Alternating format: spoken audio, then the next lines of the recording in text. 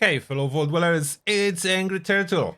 And let's be honest, would you ever say, or would you ever imagine, let's say a year ago, a couple of the years ago, when Nocturnal was basically a dumb stuff feeder, not the ham stuff feeder, like the garbage prefix that no one ever wanted to keep. There was no use case to ever use Nocturnal. Would you ever say that it's gonna skyrocket for absolutely useless to the top tier prefix, especially for power armor and full health builds? Yeah, it cannot compete with unyielding, but unyielding is very specific, only regular armor, only for low health builds. Nocturnal is for everyone. Quite easy to activate. There is Nocturnal for weapons too. What it does for armor though is way more significant than what it does for weapons. So what it does for armor: 4 perception and 4, it doesn't say 4 again, but it's as well 4 agility while cloaked. While cloaked means whenever you are invisible, so in my case I'm using Stealth Boy modification on the torso in here. It is possible to just mix in one piece of chameleon armor. You will achieve the same effect, or you can keep burning Stealth Boys, but that's expensive method.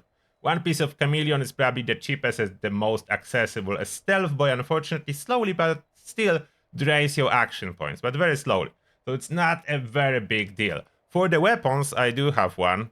So for the weapons is 50% damage while cloaked, which is decent. Not as powerful at all as Nocturnal is for armor. So this one is decent. For armor, it is absolute top tier. S tier at all. So now, what it does. Look at that. My headshot chance, 40%. I go crouch, 64. That's a significant difference. Increase in the hit chance, and that's only one aspect of the Nocturnal. There is a second aspect of the Nocturnal. So for my special, look at my agility.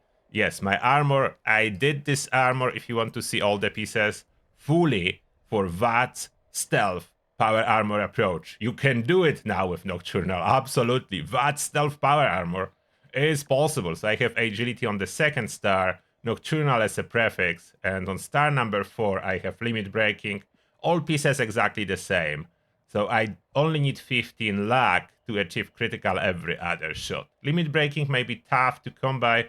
Other good option if you are looking for Nocturnal setup is luck on the second star. It will greatly reduce the need of using limit breaking. You can then even go 3-star power armor and do really well with VATS and stealth.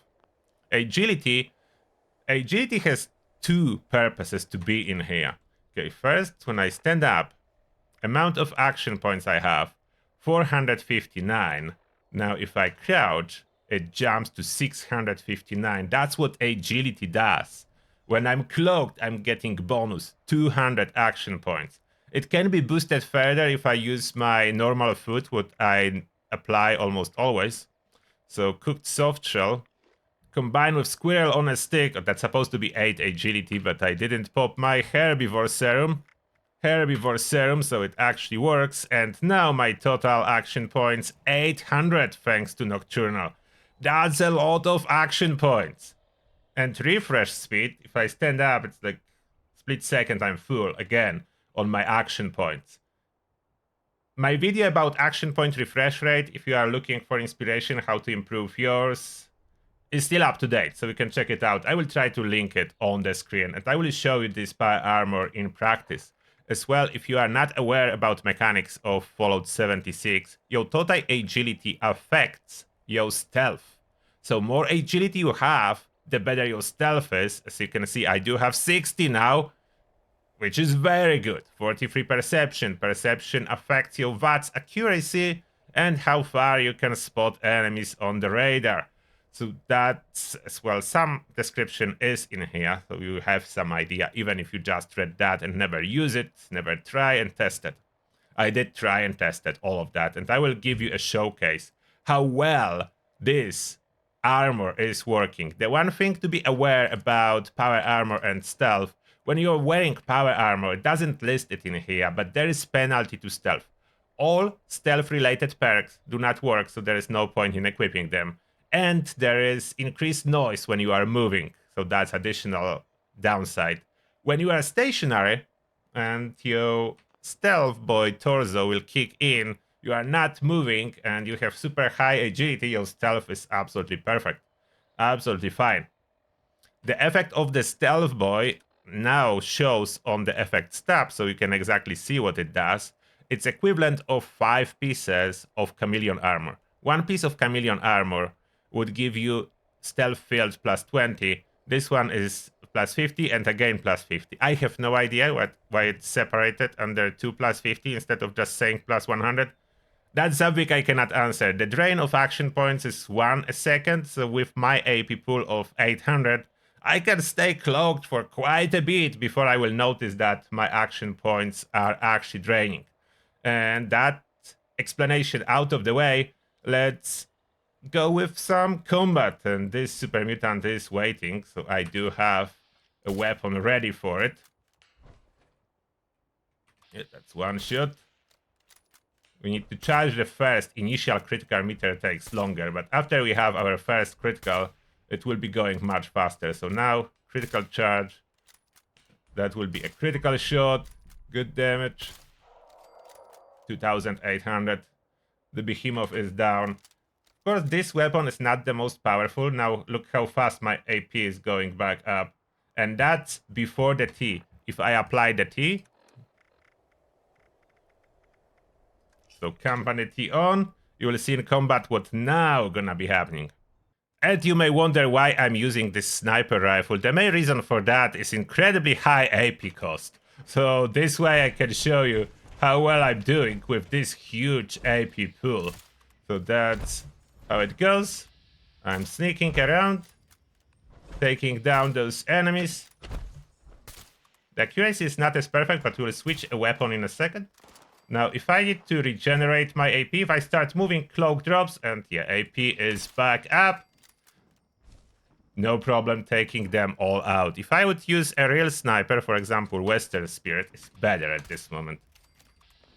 Look at that.